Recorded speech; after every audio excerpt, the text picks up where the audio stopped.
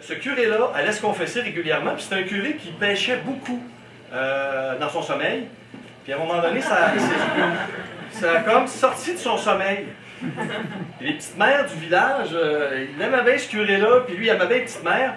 Puis à un moment donné, le chanoine qui recevait ses confessions, à un moment donné, il a dit, ça n'a pas d'allure, on ne peut pas le laisser aller là. Il va avoir une descendance qu'on est fait. Fait que, il a fait une affaire assez particulière. Le chanoine a dit, là, le sang, je vous salue Marie, ça ne sera jamais assez pour que tu gagnes ton ciel.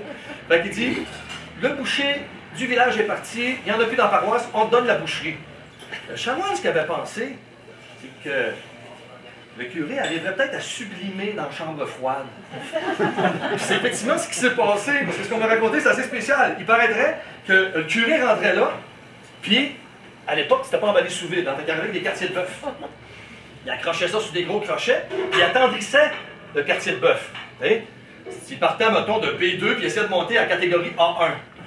Puis il attendrissait, puis c'était mains, c'était comme pas assez, fait qu'il se frottait les biceps là-dessus. Puis il attendrissait, Des fois, ça pourrait durer 6 heures, 7 heures, à la fin, il y avait presque plus de chair autour de l'os, mais c'était du A1 mince. Dans ce village-là, l'autre affaire, c'est qu'il y avait une sœur du couvent des Carmélites. Et cette sœur-là pêchait aussi en rêve, mais elle, ça restait dans ses rêves. Sauf qu'elle se confessait au même chanoine. Puis lui, là, avec le curé, il s'est dit, si je la laisse aller, elle va pêcher avec les petits pères dans le village. Là, c'est la réputation, la rumeur, on est faite. Je veux dire, plus personne n'a écouté les sermons. Fait qu'il a dit, écoutez, chère sœur, elle s'appelait Sœur Huguette. Sœur Huguette, on va refroidir vos ardeurs. Vous allez tenir l'inventaire des quartiers de bœuf dans la chambre froide de votre communauté, du couvent des Carmélites.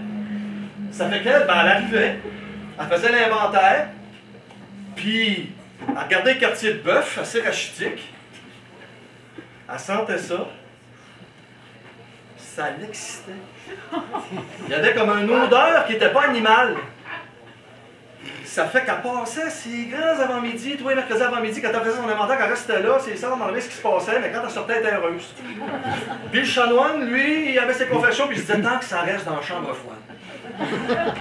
À un moment donné, le problème, c'est qu'un fameux mercredi, tu avais le curé boucher qui arrivait là, il mettait ses quartiers de bœuf vers 9h30. Habituellement, elle arrivait à 10h, elle faisait l'inventaire, mais là, des fois, dans la vie, on n'est pas toujours ponctuel. Ils se sont presque croisés.